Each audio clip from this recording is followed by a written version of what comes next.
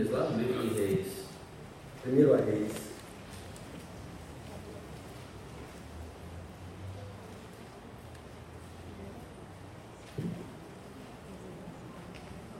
Primeiro a Reis, no capítulo 2.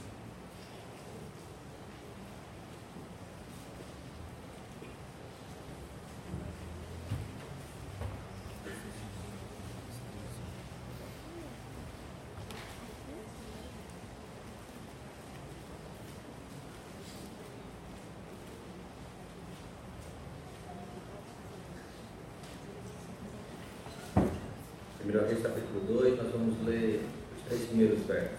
Eu queria pedir que a igreja ficasse de pé, pudéssemos ler numa só voz os 3 primeiros versos, né? Primeiro, segundo, terceiro, do capítulo 2 de Primeiro Reis. Primeiro Reis, capítulo 2, versos 1º, 2º e 3º. Possamos ler numa só voz, diz assim a palavra do Senhor. Aproximando-se os dias da morte de Davi, deu ele ordens a Salomão, seu filho, dizendo: eu vou pelo caminho de todos os mortais. Coragem, pois, e seu homem. Guarda os preceitos do Senhor, teu Deus, para andares nos seus caminhos, para guardares os seus estatutos, e os seus mandamentos, e os seus juízos, e os seus testemunhos, como está escrito na lei de Moisés, para que prosperes em tudo quanto fizeres e por onde quer que fores. Até aí, a igreja pode sentar-se.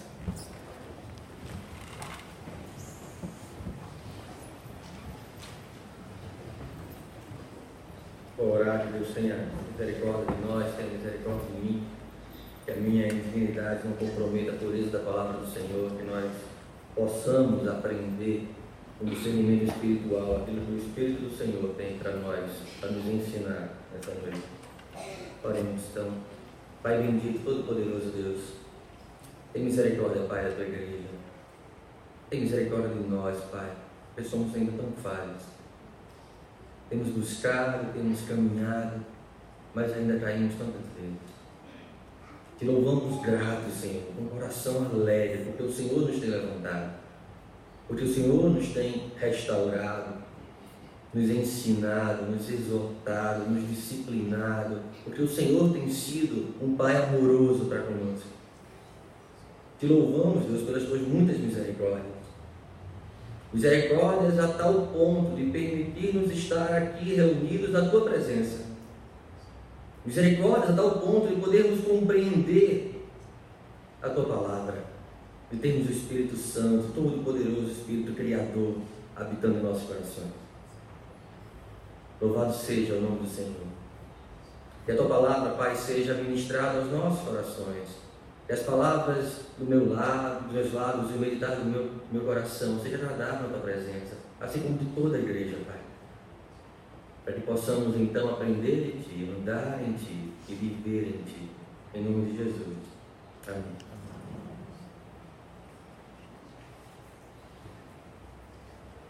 Nós temos aqui. Oi? Vou chamar. Nós temos aqui um chamado do rei Davi a seu filho Salomão para instruir-lhe como ele deveria viver após a sua morte. Nossas crianças são nossos discípulos enquanto família. Nossos filhos são nossos discípulos enquanto família. E nós temos uma responsabilidade de discipulá-los, de conduzi-los, de ensiná-los no caminho que devem andar. Davi sentiu o peso dessa responsabilidade ao chamar o seu filho e instruir como ele deveria se conduzir, como ele deveria viver. Salomão ainda tão jovem, talvez ainda um adolescente, e assumiria uma responsabilidade gigante. Eu imagino que cada um dos pais aqui presentes, quando trazem seus filhos à igreja, entendem a responsabilidade deles andarem nos caminhos do Senhor. Entendem a responsabilidade deles crescerem aprendendo nos caminhos do Senhor. E cada um desses pequenos precisa da palavra do Senhor para ter o seu coração transformado, porque é no poder da palavra do Senhor que os seus coraçõezinhos são transformados e eles são feitos filhos de Deus. Eu quero chamar as crianças à frente, elas vão ter um momento em que poderão estar aprendendo da palavra de Deus. Eu convido os pais à responsabilidade de terem consciência do que eles estão aprendendo e reforçarem esse conteúdo e terem o discernimento do compromisso que é um pai e uma mãe com a educação cristã dos seus filhos.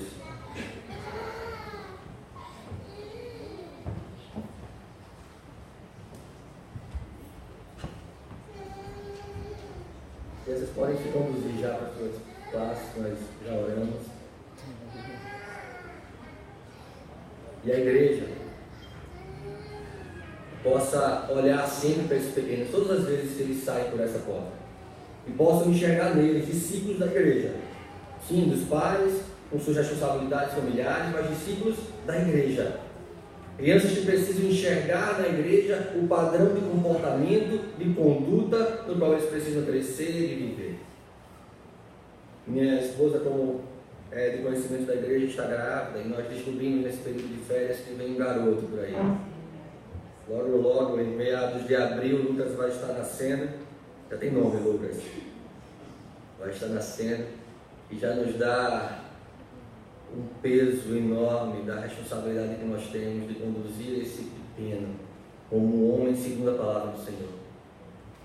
Para que ele possa aprender também com as nossas atitudes, também dentro de casa, a responsabilidade que recai sobre um homem cristão, que recai sobre aquele a quem Deus instituiu como liderança do seu lar, liderança da comunidade, a responsabilidade de proteger, de cuidar e guardar o mundo que Deus criou, a criação de Deus. O homem, como um todo, ele tem de Deus alguns mandatos. Nós vamos destrinchar aqui de alguma forma em 3 mandatos. O mandato espiritual: o homem ele tem regras para o seu relacionamento com Deus. Ele tem também um mandato social, algo que rege a sua relação com o próximo, e um mandato cultural, com a natureza, com a criação de Deus. Deus fez o homem como gerente da criação, como responsável por guardar, por proteger, por cuidar, por subjugar a criação. Ele nos entregou a criação para que governássemos, mas segundo as suas regras. E a única maneira na qual o homem pode conhecer quais são essas regras, qual é esse procedimento, qual é essa maneira que Deus nos exige que cuidemos e guardemos as coisas à nossa volta, é a palavra do Senhor, é na palavra do Senhor. O homem é mordomo das coisas que o Senhor o deixou para que ele pudesse cuidar. Dinheiro, emprego, filhos, são meios que o Senhor deixou para que o homem pudesse, com essas coisas, governar o seu lar, governar a sua família, proteger a sua família, como o Senhor exige de cada um de nós. O homem deveria cultivar e guardar inclusive das ideias, guardar-se inclusive das ideias malignas da serpente. Mas nós, lá em Adão, quebramos esses mandamentos. Nós quebramos o mandato espiritual, a nossa relação com Deus foi quebrada por causa do pecado. No momento que nós decidimos não mais estarmos sujeitos a Deus, no momento que nós decidimos não mais obedecermos a palavra do Senhor, mas nos conduzir segundo a nossa própria vontade, no momento que nós escolhemos lá em Adão, e nós todos os dias de nossas vidas, quando nós fazemos assim em pecado, quando nós escolhemos fazer a nossa vontade, sendo nós senhores da nossa vontade, nós quebramos então essa relação, esse mandato com o Senhor. E nós não mais nos associamos à sua imagem em retidão, em juízo, em perfeita justiça. Nós quebramos o mandato social, os papéis se invertem lá no Éden. Eva é abordada e conduz seu marido ao pecado. Ou aquele homem que deveria cuidar e proteger a sua esposa, subjugar a criação, é agora também dirigida pela própria criação. A serpente os induz ao pecado e ele deixa. Ele, como um homem frouxo que se mostrou, deixou que a sua esposa fosse enganada, que a sua mulher fosse enganada pela serpente, assistindo aquilo e se deixando conduzir por aquela cena, se deixando seduzir pela oportunidade de abrir-se os olhos De fato, se abriram-se os olhos, mas isso não foi bom, isso foi mal. Isso foi desobediência ao Senhor. Ser como Deus é a proposta do nosso coração enganoso, que nos leva ao pecado. Nós tivemos a oportunidade de discutir bastante sobre isso ontem, com um grupo de jovens que estava aqui reunido. Como o pecado, ele nos coloca sempre, nos seduz com uma promessa, com uma possibilidade de nós sermos senhores da nossa vontade. E o mundo, cada vez mais, nos oferece oportunidades, tentações a satisfazermos os desejos pecaminosos dos nossos corações. O homem perdeu a capacidade de glorificar a Deus em todas as coisas. Criadas por Deus através do homem, ele perdeu a capacidade de se assombrar, de se deleitar na beleza e santidade de Deus. Nada que o homem pode fazer, nenhuma cultura que o homem pode criar, nada que o homem possa gerar pelos seus braços, pelo seu conhecimento, é capaz de glorificar a Deus.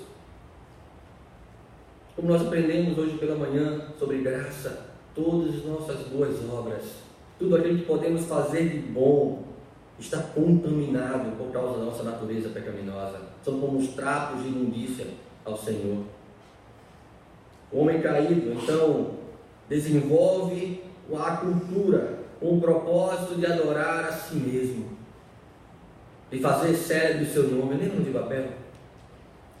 Caim, após se rebelar contra Deus, vai formar uma cidade onde se desenvolverá muita tecnologia, onde se desenvolverá muitos legados, mas sem o propósito de glorificar a Deus.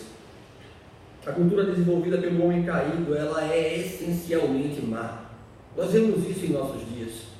Cada vez mais se tem produzido de arte, e chamado de arte e de cultura nos nossos dias. Cada vez mais está distante da glória do Senhor, distante dos propósitos do Senhor e completamente contrários aos mandamentos do Senhor. E nós vemos uma sociedade que manifesta na sua arte aquilo que abunda no seu coração. E nós vemos uma sociedade que se conduz por aquilo que abunda nos seus corações. Há uma graça particular que leva o homem à salvação. E há uma graça comum que repousa sobre todos os homens, suspendendo sua corrupção total e permitindo o desenvolvimento da vida humana, expressando a soberania de Deus em todas as coisas. Mas sobre essa graça particular, essa graça salvífica, essa graça que, quando nós ainda não merecíamos, fomos alcançados e transformados, ela precisa fazer em nós, produzir em nós uma nova criatura, com novos valores, diferentes do mundo caído. O fato da criação não estar sob o domínio da igreja não quer dizer que não esteja sob o domínio de Deus. O fato de nós termos entregue o privilégio de subjugar a criação e governá-la segundo os propósitos de Deus, nós temos entregue isso pelo desejo de querermos ser como Deus e trazer corrupção a toda a criação, não tira de Deus o governo sobre todas as coisas. Na viagem de férias que nós fizemos, nós tivemos a oportunidade de visitar um dos países conhecidos por ser um dos países berço da reforma protestante. E nós estamos falando tanto de reforma nesse mês. Há cerca de um século, pouco mais de um século, a Holanda era governada segundo o conselho da palavra do Senhor. A Holanda era governada por homens comprometidos com a palavra do Senhor. Mas hoje, o que se vê naquele lugar, e em especial na cidade de Amsterdã, é uma degradação total e completa dos preceitos de Deus. Sim, o protestantismo trouxe muito desenvolvimento para aquele lugar, onde hoje há bairros dedicados à prostituição, onde hoje há praças dedicadas ao uso de drogas, onde hoje há bandeiras do movimento homossexual em vários prédios públicos, inclusive igrejas dedicadas ao homossexualismo naquele lugar. Porque o homem é capaz de contaminar tudo aquilo que tem em suas mãos. Porque o nosso coração é enganoso. Porque os nossos desejos hedonistas nos conduzem para a distância do Senhor.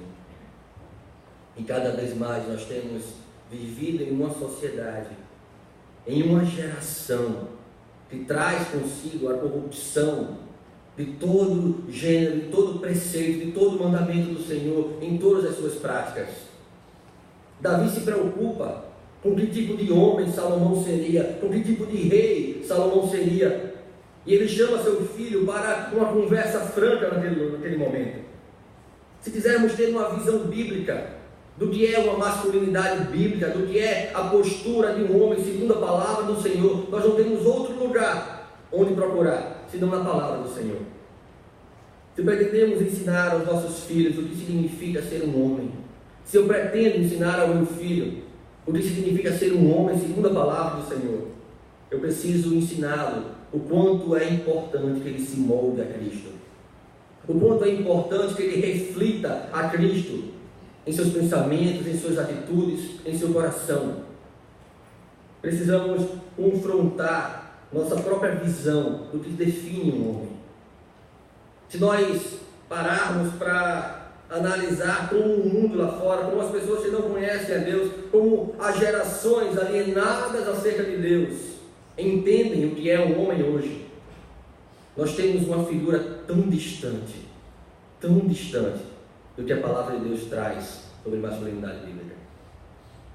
Nós temos dois modelos muito discrepantes, muito diferentes na sociedade.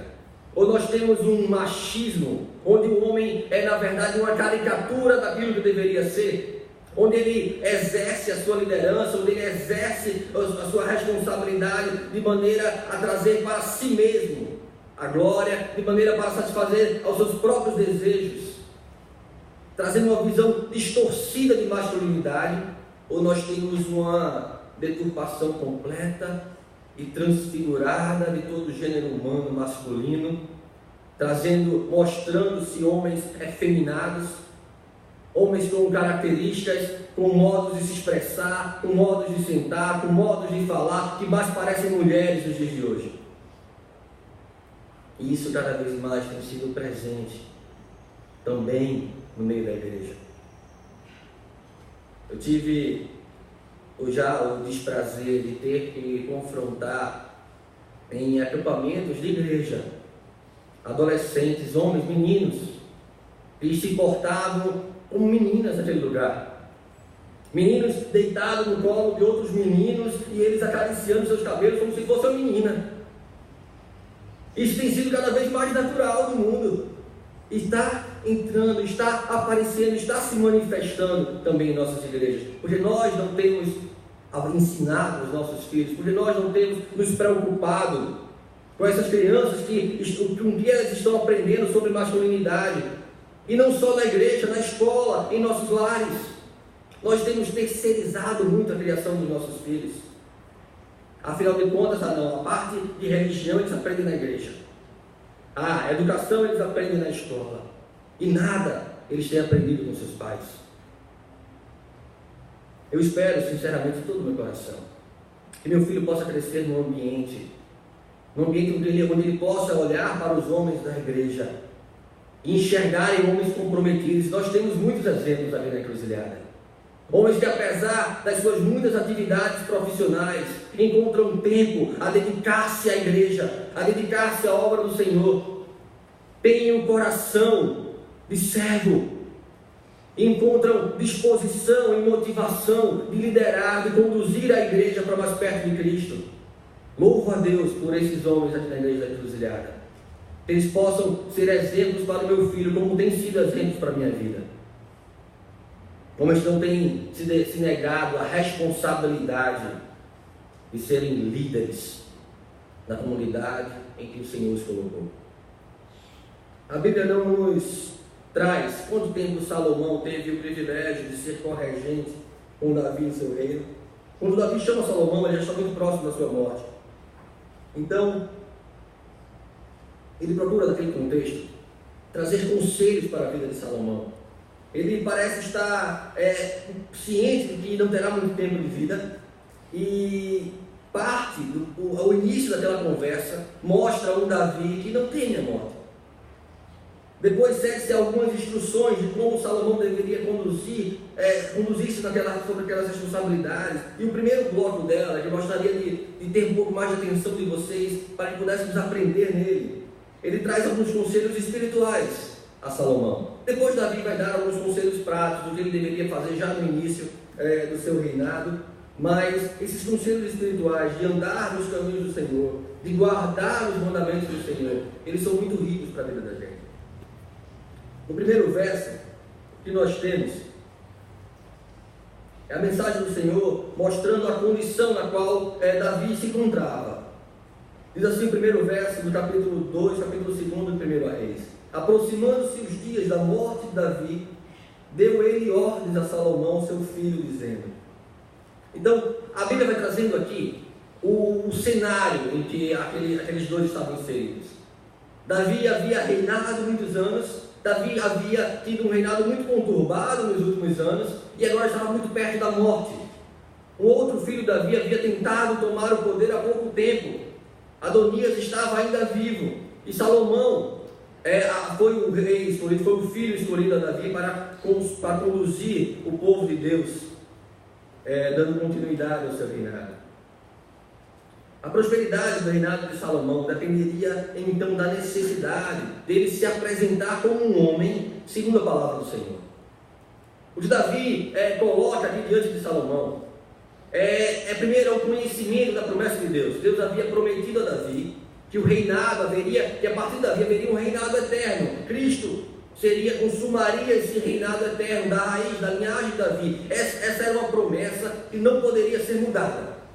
Essa era uma promessa consistente, uma promessa que não dependia de Davi nem de ninguém, porque Deus havia prometido que o descendente de Davi, que Cristo, reinaria eternamente sobre o povo de Deus. Mas Davi também apresenta a Salomão uma promessa condicional, uma promessa que requereria de Salomão uma atitude para com Deus. E se ele agisse dessa maneira, ele poderia usufruir da promessa de Deus de ter um sucessor no seu trono. Então, a prosperidade do reinado de Salomão, o modo fiel e justo como aquele reinado poderia ser, estava condicionado a Salomão aprender, a Salomão entender o quanto importava ser um homem segundo a palavra do Senhor. Davi se aproxima da experiência da morte. Ele não teme o assunto, ele reconhece que está perto de morrer.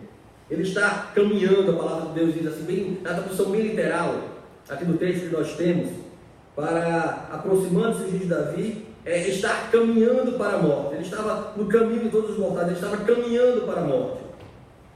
E essa caminhada para o fim da sua vida trouxe consigo a necessidade dele instruir Salomão sobre o que viria a acontecer depois. Contudo, ele também não teme a própria morte, ele deixa isso muito claro. Ele foi o autor do Salmo 23, onde no vale escuro como a sombra da morte, ele sabia que o Senhor estava presente. A morte é apresentada como um caminho de toda a terra. A morte natural, a morte física, é uma consequência do pecado. Lá no Éden, quando Deus pôs a árvore no meio do jardim e ordenou que o homem e a mulher não comessem daquela árvore, ele disse, por no dia que dele comerem, certamente morrerão.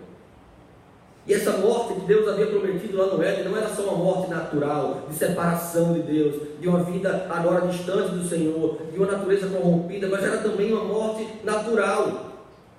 Aliás, não era só uma morte espiritual, mas era também uma morte natural. O homem seria privado da árvore da vida e sua vida agora passaria a ser finita. Essa era a realidade de Davi e essa é a nossa realidade hoje também. A morte é apresentada como um caminho de toda a terra. Reis, profetas, homens, todos passarão pelo caminho da morte física. O segundo verso traz uma verdade que é muito gritante para mim. Foi muito gritante para mim quando eu estava estudando esse texto. Ele faz uma exortação forte e firme em relação a Salomão. Salomão era ainda um jovem, era ainda talvez imaturo aos nossos olhos. Salomão era um adolescente ainda quando Davi estava prestes a morrer. E Davi olha para Salomão e diz, olha, te esforça, ser forte e ser homem. Imagine você exortando seu filho em alguma atitude que ele tenha feito e que não te agradou, ou algo que você precisava ensinar para ele, e você olha para ele e diz, olha, ser homem, ser homem. Agora, o que é ser homem?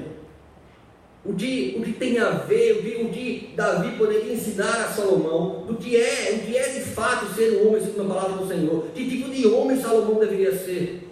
Que tipo de homem nós deveríamos ser na igreja? Que tipo de homem as nossas esposas precisam nos auxiliar a ser? E que tipo de homem nossas jovens precisam buscar como marido? Essa foi a exortação de Davi a Salomão. Esforça-te, se esforça, tem coragem, ser homem. Davi exorta Salomão a ter consciência de suas responsabilidades. Embora Salomão fosse ainda muito jovem, o rei exorta a ele se esforçar, a ele buscar, a ele empreender esforço e motivação em ser um homem, segundo a palavra de Deus, em apresentar-se diante das pessoas com as qualidades de um homem.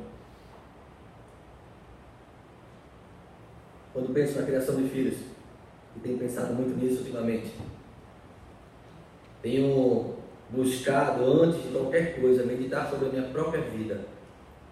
E que qualidades de homem meu filho vai poder aprender comigo? Que qualidades de homem meu filho vai poder aprender com os homens da minha igreja? Salomão, então, Davi, então, meio que apresentando talvez um ponto 5 para Salomão. Ele traz a Salomão a necessidade de observar os caminhos do Senhor, de observar os estatutos do Senhor, de observar os mandamentos do Senhor, os juízos e testemunhos do Senhor. E Davi diz onde essas coisas estão. Salomão, você precisa aprender a viver segundo o caminho do Senhor. Você precisa aprender a viver debaixo dos decretos, dos estatutos de Deus. Você precisa ser comandado pela palavra do Senhor. Você precisa conhecer os juízos, o que é uma vida justa, reta diante do Senhor, e andar testemunhando desse Deus que é tudo para as nossas vidas.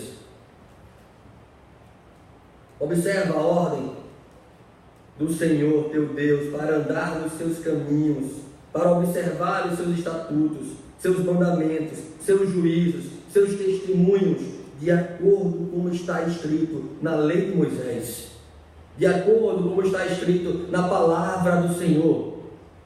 Não existe liderança bíblica à parte da palavra do Senhor. Não existe homem bíblico à parte da palavra do Senhor. Se nossas jovens estão procurando homens com o qual casar-se, precisam buscar segundo o padrão da palavra do Senhor, porque não existe homem bíblico distante da palavra do Senhor. Nossas esposas precisam nos exortar, nos estimular. Nós somos tão falhos, somos vasos de barro, e precisamos ser exortados e estimulados a sermos homens segundo a palavra do Senhor. E nós precisamos aprender que a nossa liderança enquanto homens, enquanto cristãos, ela é uma liderança cristocêntrica. Ela aponta para Cristo e não para o meu querer. Ela traz a minha esposa e a minha família a Cristo e não ao meu senhorio e à minha autoridade, porque a autoridade é da palavra de Deus. A orientação de Davi para Salomão é que ele venha a dirigir-se conforme, moldado pela palavra, pela vontade do Senhor, que guarde as ordens prescritas na lei de Moisés, que guarde as ordens prescritas na palavra de Deus. Ele não aponta para si nem para a sua autoridade. Davi não diz: olha, Salomão, eu estou exigindo isso de você. Davi diz: olha, Salomão, Deus ordena isso de você. Deus requer isso de você. E ele põe essa responsabilidade sobre Salomão. Assim também nossa regra deve ser a palavra do Senhor, revelada nas Escrituras. Em 2 Timóteo, no capítulo 3, convido os irmãos a abrirem suas Bíblias.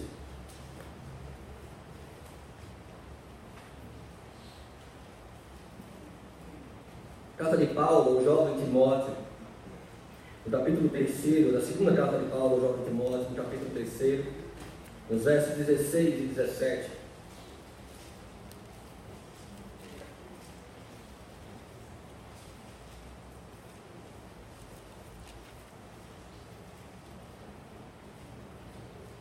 Diz assim a palavra de Deus: toda a Escritura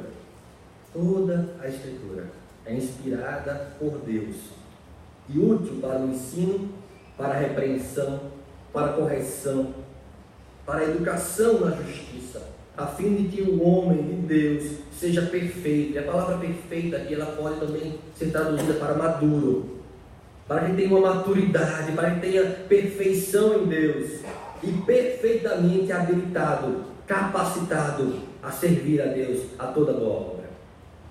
Não há boa obra à parte do Senhor, não há discernimento, não há educação à parte da palavra do Senhor. Nós precisamos que o nosso ensino, que o nosso procedimento, que a nossa repreensão e correção seja de acordo com aquilo que é absoluto em nossas vidas. Davi coloca um propósito, a observação das Escrituras. Salomão deveria se portar como um homem à luz da Bíblia, para que pudesse prosperar em todas as suas realizações e onde quer que fosse. Se Salomão pudesse guardar o preceito, a ordenança, ser um homem segundo a palavra de Deus, também estaria guardando a promessa. É uma bênção condicional. Não deixamos cair a promessa se não deixarmos cair o preceito. Se nós andarmos no caminho do Senhor, o Senhor se mostrará favorável em seu caminho, em nossos caminhos. Mas se nós nos desviarmos do caminho do Senhor, o Senhor, em amor, pesará sobre nós a mão para nos fazer retornar e aprender o quanto importa depender e ser subjugado por um Deus que nos ama com amor sacrificial. Havia uma promessa absoluta de vida do Messias, mas havia uma promessa condicional de tudo ir bem se Salomão guardasse os preceitos de Deus, de tudo ir bem no seu governo, no seu ministério, na responsabilidade que o Senhor confiou em suas mãos, se ele pudesse observá-la segundo a palavra do Senhor. Salomão tinha a responsabilidade como rei, ele tinha um ofício régio de governar o povo de Deus. Porém, muito antes do seu tempo, Adão também recebeu do Senhor o ofício régio de governar a criação, de governar a sua família. Mas não só o ofício régio, Adão não era somente o rei do seu lar, o governante do seu lar, mas ele era também o profeta responsável por trazer a palavra do Senhor. Ele era também o sacerdote responsável por sacrificar, por conduzir a sua família a Cristo. Assim também se portaram todos os patriarcas, com a responsabilidade de conduzirem as suas famílias a Cristo. A família, o homem, era responsável por levar a palavra de Deus para a sua casa, por sacrificar pela sua família, por dirigir espiritualmente o seu lar e ser rei, governando, cuidando e protegendo sua família. O tipo de masculinidade que o mundo prega em nossos dias não é de um homem protetor, não é de um homem que protege e cuida das suas mulheres, das mulheres da igreja, das mulheres da sua comunidade, mas é um homem predador, é um homem que busca despilas, um homem que busca expô-las, não um homem que busca cobri-las, como deveria ser, segundo o padrão de masculinidade bíblica. Calvino popularizou a noção de Cristo com os 3 ofícios.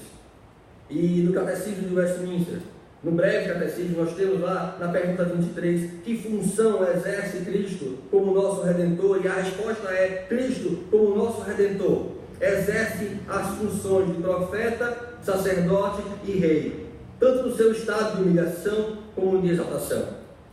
No Catecismo Maior, no ponto 42, traz que por que o nosso mediador foi chamado de Cristo? E a resposta: o nosso mediador foi chamado de Cristo porque foi, acima de toda medida, ungido com o Espírito Santo, e assim separado, plenamente revestido com toda a autoridade e poder para exercer os ofícios de profeta, sacerdote e rei de sua igreja, tanto no estado de humilhação como de sua exaltação.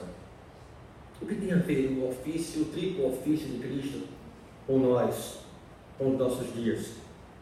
Nós somos convocados por Deus para seguirmos os passos de Cristo. Nós somos convocados por Deus, enquanto homens, para sermos como Cristo em nosso lar. Em Efésios, no capítulo 5, verso 25 a 27, capítulo 15 da carta de Paulo aos Efésios, Paulo escreve, vou dar um tempo para que você possa encontrar e acompanhar comigo. Efésios capítulo 5, versos 25 a 27.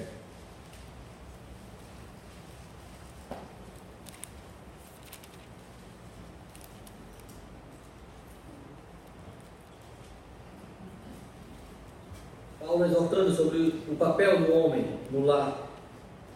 A partir do verso 25 ele diz: maridos, homens, amai vossa mulher, como também Cristo amou a igreja, e a si mesmo se entregou por ela, para que a santificasse, tendo-a purificado por meio da lavagem de água pela palavra, para a apresentar a si mesmo igreja gloriosa, sem mácula, nem ruga, nem coisa semelhante, porém santa e sem defeito. Homens, nós temos a responsabilidade de amarmos a nossa esposa, de amarmos a nossa família, do modo sacrificial, como Cristo amou a sua igreja, a ponto de abnegar-se, de não julgar por usurpação o ser igual a Deus, antes se esvaziar de si mesmo, assumir a forma de servo e entregar-se pela igreja. Nós temos talvez uma noção do que é esse amor sacrificial, se nós lermos o exemplo de Oséias. Deus manda que Oséias case com uma prostituta, e essa prostituta então volta à sua prostituição, e Deus diz: olha, vai lá buscá-la de novo. E ele vai buscar ela de novo para dentro de casa, e Deus diz: olha, assim é o povo para comigo, assim é a igreja para com Cristo. Cristo se sacrifica por nós, e nós voltamos à nossa corrupção, aos nossos pecados, aos padrões desse mundo, a nos conformar pelos valores desse mundo, enquanto Cristo exige de nós que nós sejamos homens capazes de amar, e Ele nos habilita na sua palavra, capazes de amar as nossas mulheres. Quando eu digo nossas mulheres, estou falando do homem ter muitas mulheres, não, viu, minha gente? Eu digo nossas mulheres, eu falo as mulheres da nossa família, eu falo as mulheres da nossa igreja. Nós não temos uma responsabilidade de homens apenas com a nossa esposa.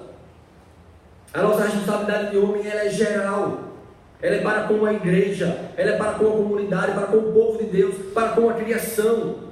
Deus não passou a exigir menos de nós por causa da queda. Ele continua exigindo que nós sejamos homens capazes de proteger, guardar e cuidar a criação, sujeitando-a e não sendo sujeitados por ela. Deus proveu tudo o que nós precisávamos a fim de nos conformar à sua palavra. Talvez você possa pensar: mas é muito difícil ser como Cristo, é muito difícil amar como Cristo, é muito difícil seguir os caminhos de Cristo.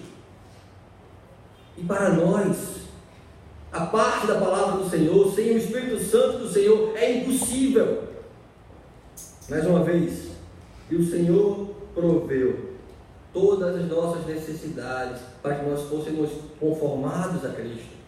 E eu falo de santificação, e eu falo de salvação, de graça, do Espírito Santo nos moldando o nosso caráter, forjando o nosso entendimento. Isso nos habilita a sermos aquilo que nós precisamos ser, aquilo para o qual nós somos criados para ser. Ele providenciou o caminho para a nossa salvação, para a nossa santificação e para a nossa glorificação. Se participamos dessas provisões de Deus, se participamos da salvação, se estamos no processo de santificação, crendo na promessa de glorificação com Cristo, então nós estamos habilitados para nos tornar exatamente o padrão de homem que o Senhor requer de nós. Somente a salvação nos torna aquilo que nós devemos ser.